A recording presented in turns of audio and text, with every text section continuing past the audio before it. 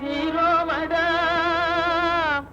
உண்மையா உழைக்கிற நமக்கு எல்லா நன்மைகளும் நாடி வந்து கூடுதடா.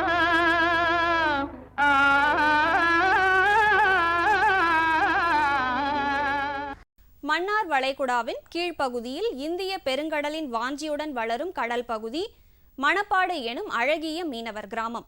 இப்பகுதியின் வடக்கில் குலசேகரப்பட்டினம் எனும் புகழ்பெற்ற சிறுநகரம் திருச்செந்தூர் தாலுகாவின் அரவணைப்பில் உள்ளது. குலசேகரப்பட்டினத்தின் புறவழி சாலையில் எமது பயணக்குழு சென்றபோது சாலையின் வடபுறத்தில் மலையளவு குவிக்கப்பட்ட தென்னையின் துகள்களை கண்டபோது அதனின் கூறுகள் என்னவாக இருக்கும் என்றெண்ணி அக்கம்பெனியின் உரிமையாளர் விவசாயி திரு வி ராஜலிங்கம் அவர்களை சந்தித்து கேட்டபோது, தென்னையை பொறுத்த வரைக்கும் தென்னையை வச்சா இளநீர், பிள்ளையை பெற்றா கண்ணீர்ன்னுவாங்க. ஆனால் தென்னை மரம் பாருங்கள், தான் கொடுக்கின்ற தன்னில் வருகின்ற அத்தனை பொருளையும் மனிதனுக்கு பயன்படுவதாக இருக்கிறது. உதாரணமாக சொல்ல போனால் இளநீர்லேருந்து வருகின்ற தேங்காயிலேருந்து வருகின்ற கொப்பரை, இது எண்ணெயாக போகுது. மட்டை எடுத்துக்கிட்டிங்கன்னா மட்டையிலேருந்து நம்ம வீடு கட்டுறதுக்கு வேண்டிய ஓலையும் கொடுக்குது. அதுக்கு மட்டும் இல்லாமல் மரத்தை வெட்டினா அது வாரையும் நம்ம பயன்படுது. ஆக தென்னையில் நமக்கு கிடைக்காத எந்த பொருளுமே இல்லை அப்படின்னு சொல்லலாம். அப்படி பார்த்துட்டு இருக்கும்போது நாங்கள் தென்னையில் மட்டையை நம்ம சும்மா சாதாரணமாக துருள் போட்டு போயிடுவாங்க இளநீர் சாப்பிடும்போது, அதை சாப்பிடும்போது. ஆனால் அந்த மட்டையை எடுத்து அந்த மட்டையிலேருந்து உரம் தயாரிக்க முடியும் அப்படிங்கிறத தூத்துக்குடி மாவட்டம் உடன்குடிக்கு பக்கத்தில் இருக்கின்ற கொட்டாங்காடு ஊரை சேர்ந்த விவசாயி திரு ராஜலிங்கம் அவரை தான் நம்ம சந்திக்க போகிறோம். வணக்கம். வணக்கம் சார். நான் ஒரு 25 வருஷமாக இந்த தொழிலை பண்ணிக்கிட்டு இருக்கேன். இது வரைக்கும் நல்லா தான் இருந்துச்சு. இந்த மட்டையை எடுத்து அடிக்கும்போது 2 விதமான ஃபைபர் உருவாகும். பச்சை நட்டியில் அடிக்கிறது ஒயிட் ஃபைபர், ப்ரௌன் ஃபைபர். இது காஞ்ச மட்டையில் அடிக்கிறது ப்ரௌன் ஃபைபர். ஆனால் இந்த ஒயிட் ஃபைபருடைய ஃபைபர் தான் ரேட்டு கூட. அது உடனே ஃபைபர் ஆக்கி சேல்ஸ் பண்ணிடலாம். இது கிட்டத்தட்ட ஒரு 15 நாள் ஊற வச்சு தான் 2வது அடித்து ப்ரௌன் ஃபைபர் ஆக முடியும். ஒயிட் ஃபைபர் கேரளா போய் அது மேட்டு அந்த மாதிரி யூஸுக்கு போகுது. சேலம் போகிறது கயருக்கு போகுது. ப்ரௌன் ஃபைபர் கர்லான், அதில் பெட்டு அந்த மாதிரி தயாரிக்கிறாங்க. தேங்காய் வியாபாரிகள்கிட்ட அட்வான்ஸ் கொடுத்து அவங்க எங்களுக்கு என்றைக்கு வந்துடுவாங்க. எங்கள் வண்டியை விட்டு ஆள் விட்டு சுமந்து இங்கே போட்டு அப்புறம் மிஷினில் மாட்டி இந்த மாதிரி ப்ரொடக்ஷன் பண்ணிகிட்டு இருக்கோம். ஆரம்பத்துலேருந்து எப்படி ஆரம்பிக்கிறேன் ஒன்று சொல்லுங்கள். முதல்ல இது ஆரம்பிக்கிறது வேறு ஒன்றும் இல்லை. பச்சை நட்டி எடுத்து நிறைய ஃபஸ்ட்டு ஒரு மிஷின் டிஸ்இண்டிகேட்டருங்க மிஷினில் கொடுக்க வேண்டாம்.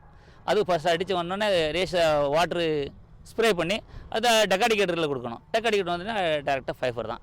அப்புறம் ஃபைபர் ஆனோடனே காய போட்டு பேக்கிங் மிஷின் இருக்குது. அதில் 35 கேஜாக பேக் பண்ணி அப்படி லாரியில் ஒரு பண்டல் 35 கிலோ 150 பண்டல் ஏற்றுவாங்க. அப்படி கேரளா போயிடும். சேலம் போகுது. சரி, கேரளா மற்றும் சேலம் அனுப்புறது ஏன் நீங்களே நேர்முடியாக இதை ஏற்றுமதி பண்ண முடியாதா? நம்மளவுக்கு அந்தளவுக்கு பண்ணுறதுக்கு நமக்கு இங்கே பெரிய இன்வெஸ்ட்மெண்ட் வேணும். அந்த தொழிலாளர்கள்லாம் நம்மகிட்ட இங்கே பண்ண முடியாது. ஆண்டு முழு இதே தான் பண்ணிட்டு இருக்கீங்களா தொழிலாம், அல்லது வேறு எதுவும் பண்ணிட்டுருக்கீங்களா? இல்லை, நாங்கள் கிட்டத்தட்ட இதே தான் பண்ணிகிட்டு இருக்கோம். 25 வருஷம் காலமாக இதான் பண்ணிகிட்டு இருக்கோம். ஃபஸ்ட்டில் ஒரு கம்பெனி எடுத்து லீஸ் எடுத்து நடத்தி அதில் ஒரு லாபத்தை போட்டு அப்புறம் சொந்தமாக அந்த இடத்த வாங்கி நல்லா பண்ணிகிட்டு இருக்கோம். சரி, இப்போ நீங்கள் இதை செஞ்சுட்டு இருக்கிறீங்க, எத்தனை ஏக்கரால் செஞ்சுருக்கீங்க? இது ஒரு 5 ஏக்கரில் செஞ்சுட்டு இருக்கோம். இப்போ இதில் ஈடுபட்டிருக்கின்ற தொழிலாளர்கள் எல்லாமே உங்கள் உறவினரை சேர்ந்தாரா அல்லது இல்லை, உறவினர்கள் அல்ல, எல்லாம் வெளியே உள்ளவங்க தான். சரி, இப்போ அவங்க சொன்ன மாதிரி முதல்ல அதை எப்படி ரெடி பண்ணுறாங்க, அதுக்கப்புறம் எப்படிலாம் மிஷினரியில் போட்டு அவங்க என்னென்ன செய்கிறாங்க தான் நம்ம பார்க்கலாம்.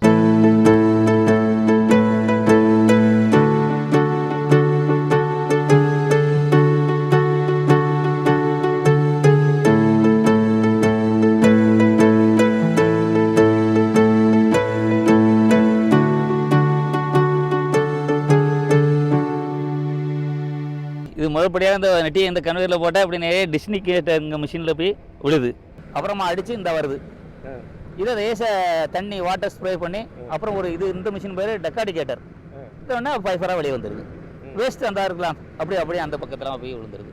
இப்படி எடுத்து திருப்பி இதை நேராக களத்தில் விரித்து காய போட்டு அப்படி 35 கிலோ அதில் பண்டல் மிஷின் இருக்குது, நல்லா பேக் பண்ணிக்க வேண்டியதான். இது காஞ்ச மட்டையில் அடித்த ஃபைபர் தான் இது ப்ரௌன் கலர் கருப்பாக இருக்கும்.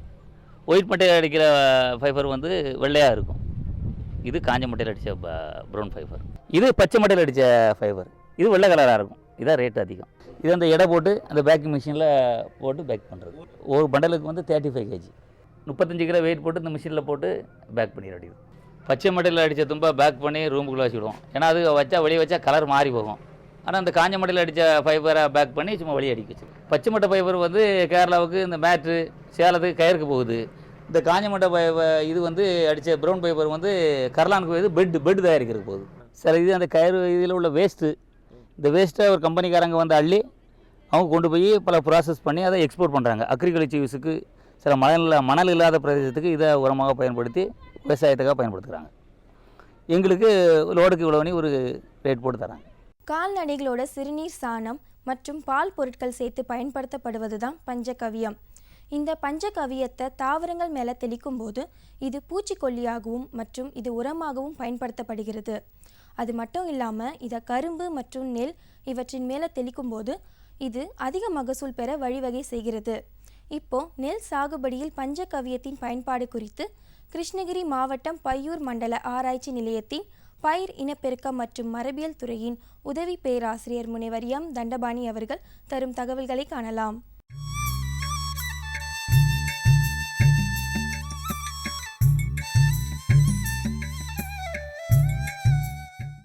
இப்போ நெல் உற்பத்தி பார்த்திங்கன்னா அதோட சராசரி மகசூல் வந்து வருஷத்துக்கு வருஷம் மாறுபடுது. அதனால் பல்வேறு காரணங்கள் எப்படின்னா பார்த்தா பூச்சி நோய் தாக்குதல், பருவநிலை மாறுபாடு, அதேமாதிரி நீர் பற்றாக்குறை, அதேமாதிரி இந்த ஊட்டச்சத்து பற்றாக்குறை, அந்த மாதிரி விஷயங்கள் பார்த்திங்கன்னா நம்ம அந்த உற்பத்தி வந்து நீடித்து உற்பத்தியாக இருக்க மாட்டேங்குது. ஒரு பருவம் வந்து ஒரு மாதிரி வரும், இன்னொரு பருவம் அதிகமாக வரும், ஒரு பருவம் குறைய வரும்.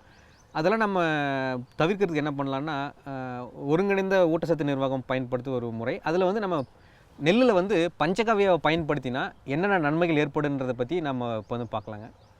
பஞ்சகவ்யாங்கிறது நமது பாரம்பரியத்தோட ஒரு மிக முக்கிய அங்கமாக இருந்திருக்கு. இது ஒன்றும் புதுசு ஒன்றும் கிடையாதுங்க. சங்க காலத்தில் மன்னர்கள்லாம் பார்த்திங்கன்னா அது வந்து ஒரு டானிக்காகவே குடிச்சு வந்துட்டுருக்காங்க. ஏன்னா அது ஒரு நல்ல நன்மை செய்யும் காரணிகள் இருக்கிறதுனால அதோட உடல் ஆரோக்கியம் வந்து ஆரோக்கியமாக இருந்திருக்கு. அதே மாதிரி நீண்ட நாள் வந்து உயிர் வாழ்ந்துருக்காங்க. இப்போ நம்ம இந்த கான்டெக்ஸ்ட்டில் என்ன பார்த்திங்கன்னா பயிர் வளர்ச்சிக்கு தேவையான கொஞ்சம் பொருட்களை கலந்து அது ஒரு டானிக் மாதிரி. இப்போ என்னென்ன சொல்லலாம்னா எளிமையாக சொல்லணும்னா பயிர் வளர்ச்சிக்கு தேவையான இயற்கை டானிக்னு சொல்லாங்க. அது ரொம்ப சரியான வார்த்தை. இப்போ நம்ம வந்து நெல்லை வந்து எப்படி வந்து நம்ம இந்த சொன்ன இதெல்லாம் வந்து எப்படி வந்து நம்ம வந்து நிவர்த்தி செய்யலான்றதை வந்து இந்த பஞ்சகவ்யா வந்து நெல்லை பயன்படுத்துறதை பற்றி பார்க்கலாங்க. பஞ்சகவ்யாவுக்கு தயாரிக்க தேவையான மூலப்பொருட்கள்னு பார்த்திங்கன்னா பொதுவாக வந்து 5 மூலப்பொருட்கள்: பசு சாணி, கோமியம், தயிர், பால், நெய். அது 5ம் வந்து இந்த மனிதர்களுக்கு தேவையான ஆரோக்கிய பானத்துக்கு வந்து பயன்படுத்தணும்னு சொல்கிறோம். ஆனால் வந்து பயிர் வளர்ச்சிக்கு கொஞ்சம் நம்ம ஆட் பண்ணியிருக்கோம். ஃபார் எக்ஸாம்பிள் வந்து வாழைப்பழம், அப்புறம் வந்து இளநீர். அதில் வந்து கொஞ்சம் பயிர் வளர்ச்சிக்கு தேவையான வினியூக்கில் இருக்கிறதுலாம் வந்து அதுவும் வந்து பயன்படுத்துகிறோம். கோமியத்தில் என்ன இருக்குதுன்னு பார்த்தீங்கன்னா பயிர் வளர்ச்சிக்கு தேவையான வினையூக்கியில் அதே மாதிரி வந்து நன்மை செய்யும் பாக்டீரியாக்கள் இருக்குது, அது இருக்குங்க. அதே மாதிரி வந்து சாணியில் அது மாதிரி இருக்குது.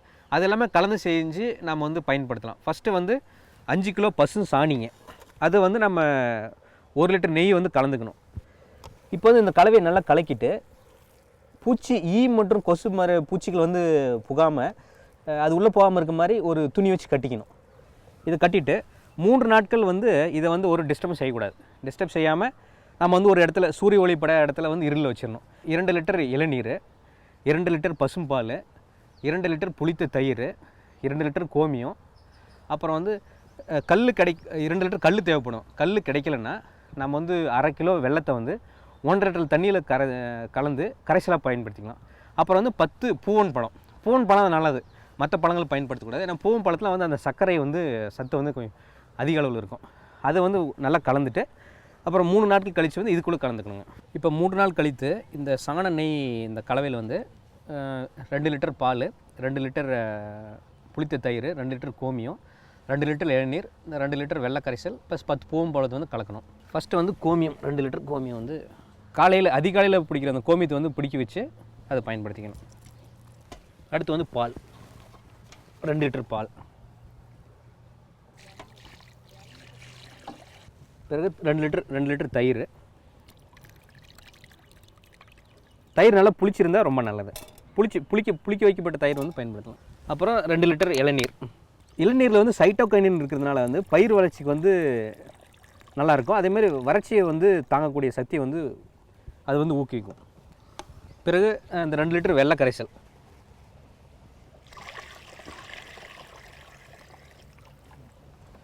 அப்புறம் கடைசியாக வந்து பூவன் பழம் 10. இது கொஞ்சம் நல்லா மேஷ் பண்ணிக்கணும், அது நல்லா உடச்சி இது பண்ணிக்கணும்.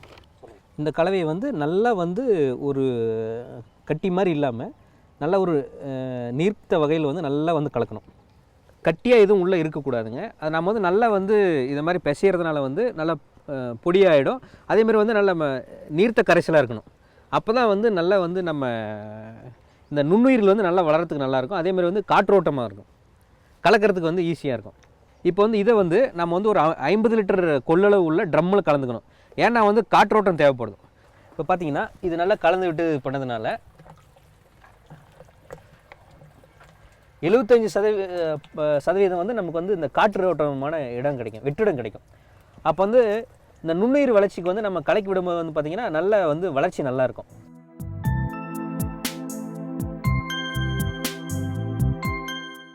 நேயர்களே, இன்றைய நிகழ்ச்சியில் இடம்பெற்ற தென்னை மட்டையில் மதிப்பூட்டப்பட்ட பொருட்கள் குறித்தும் மதுரை சொக்கிக்குளம் உழவர் சந்தைகள் குறித்தும் அது மட்டும் இல்லாமல் நெல் சாகுபடியில் பஞ்சகவியத்தின் பயன்பாடு குறித்தும் பார்த்திருப்பீங்க. இவை எல்லாமே உங்களுக்கு ரொம்பவே பயனுள்ளதாக இருந்திருக்கும் என்று நம்புகின்றோம். உங்களது விமர்சனங்களும் கருத்துக்களும் வரவேற்கப்படுகின்றன. எங்களது மின் அஞ்சல் முகவரி ddagri05chennai@gmail.com. நன்றி, வணக்கம்.